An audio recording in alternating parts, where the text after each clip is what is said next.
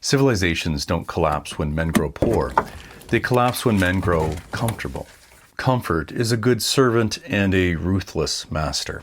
It promises rest and ends in rust. Leave a blade unused and it dulls itself. Hang your tools too long on the wall and they forget your hands. We were not made for the couch. We were made to carry weight. Modern life wraps us in padding. Climate control at the twist of a dial. Food with no season. Entertainment on command. Noise.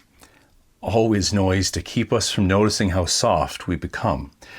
We tell ourselves it's progress, and some of it is. But a man begins to die when the hardest thing he does is argue with a screen and reheat his dinner. Ease is not peace. Peace is order. Won, guarded, maintained. Ease is the absence of pressure, and unfortunately, it often breeds the absence of purpose. Comfort speaks in slogans. You've earned it. You deserve this. Treat yourself. But here's what the wise have always known. Fast before the feast, and a feast it will be indeed. Feast before the fast, and you're in for a real stomachache. Archbishop Sheen taught this. Socrates said that the best seasoning for food is hunger, and the best flavoring for drink is thirst. You see, the ancients knew it. The saints knew it.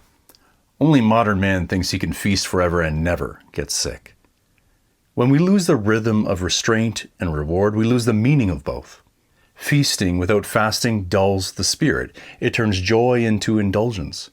And soon enough, indulgence into apathy.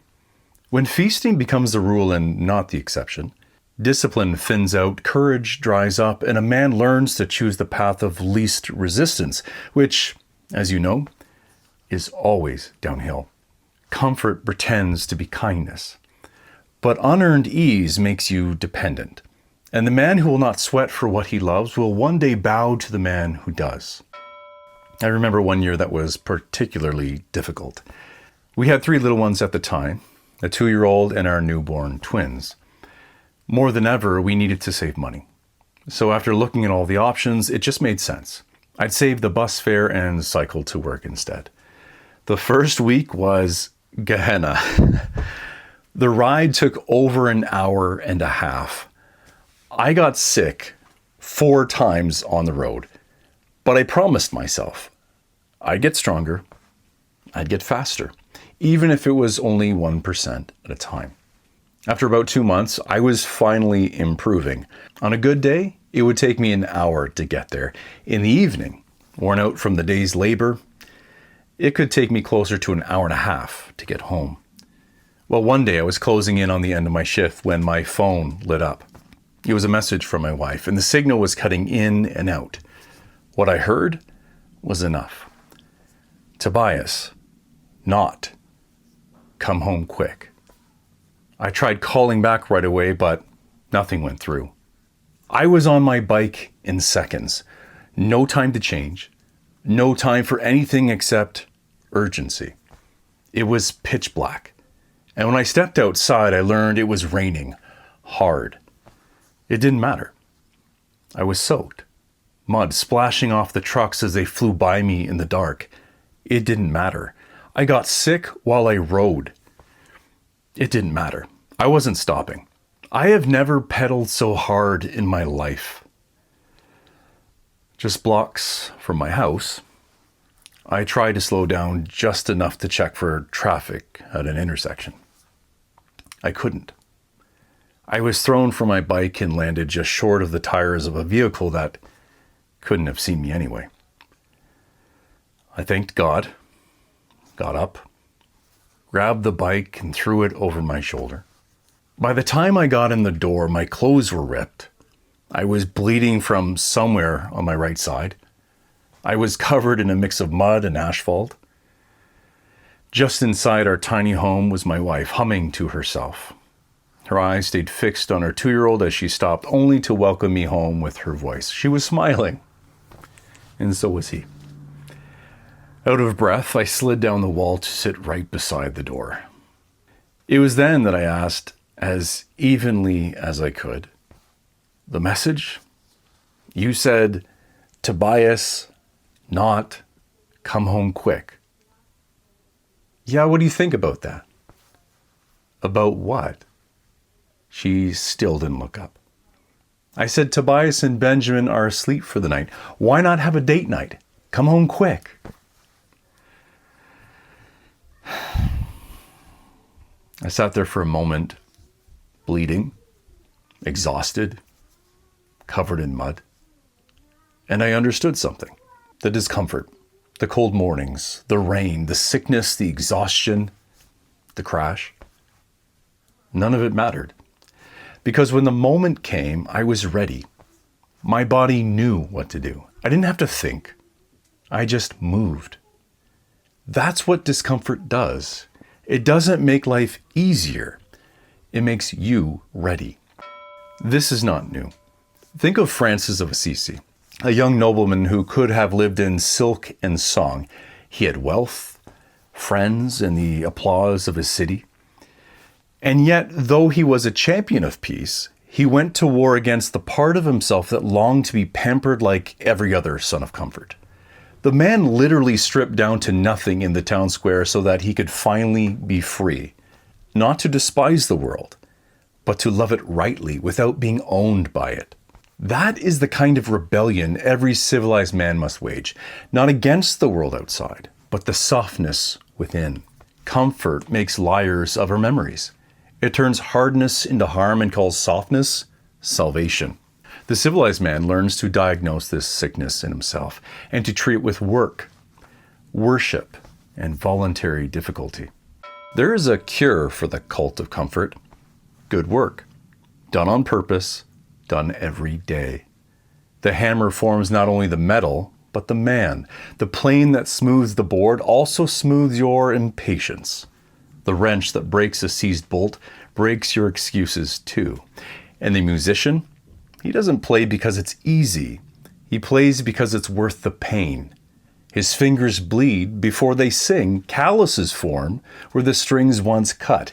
That's the cost of mastery and the sign of it. A father rises when the house is still. He could sleep. He could scroll. But he chooses wait. Prayer before phone. Work before applause. He makes the world a little warmer for the people entrusted to him. They may never even see the half of it, and they don't need to. They feel its strength. Comfort asks, what do I get? Love asks, what can I give? That is the difference between a soft man and a civilized one. Do a hard thing on purpose every day. Carry something heavy across the yard and back. Finish the last set when your body says stop. Split the wood clean. Sharpen the dull blade. Walk in the rain. Read a hard book slowly and copy one paragraph by hand. Call the person you'd rather avoid and repair what you can. These are not punishments. They are appointments with your future self. What you refuse today becomes your ruler tomorrow. What you embrace today becomes your strength tomorrow. The wise have always known this. A monk keeps a rule of life not to escape the world, but to train the soul to meet it rightly. A craftsman repeats the patient cut because he respects the wood. A farmer keeps time with the seasons and learns to love the necessary. Discipline is not the enemy of joy. It is the scaffolding that lets joy stand tall and endure the weather. Christ does not call men to comfort. He calls them to love, and love always costs. If any man would come after me, let him deny himself and take up his cross and follow me. Deny himself? Why? Because a man who never says no to himself cannot say yes to God, to his wife, to his children, and to his calling. The cross is not an argument against happiness. It is the doorway to a life large enough to hold sorrow and joy together. To suffer for others without collapsing. To work without worshiping work. To rest without worshiping rest. Choose the cold start. Begin your day with something that pushes back. Prayer on your knees, cold water on your face, a brisk walk before breakfast, 10 quiet minutes with scripture before you touch a screen. Train your body to obey your soul, not the other way around. Put weight on the bar, literally and figuratively. Lift something heavy. Then pick the one hardest task and do it first, in silence, without music, until it's finished. Comfort will beg you to warm up with trifles. Do the opposite. Close the gates. Set hours when your home is kind of like a monastery. No phone at the table. No screens after 9. Sabbath protected without apology. A guarded life has room for joy. Comfort can't give you a clear conscience. It can't give you the respect of your sons or the trust of your wife. It can't build a church, feed a neighbor, fix a transmission, raise a roof, or save a marriage. Comfort can only sedate you while the real work waits outside. But the man who keeps his hands on worthy weight finds strangely that rest returns to him as a kind of gift. It's deeper, quieter, honest, because he has earned his sleep. The world worships comfort. We were made for conquest, not of other men, but of ourselves. Step into the cold. Pick up the weight. Do the hard thing first. Not because it's easy, but because it makes you ready. Stay uncomfortable. Stay alive. Stay civilized.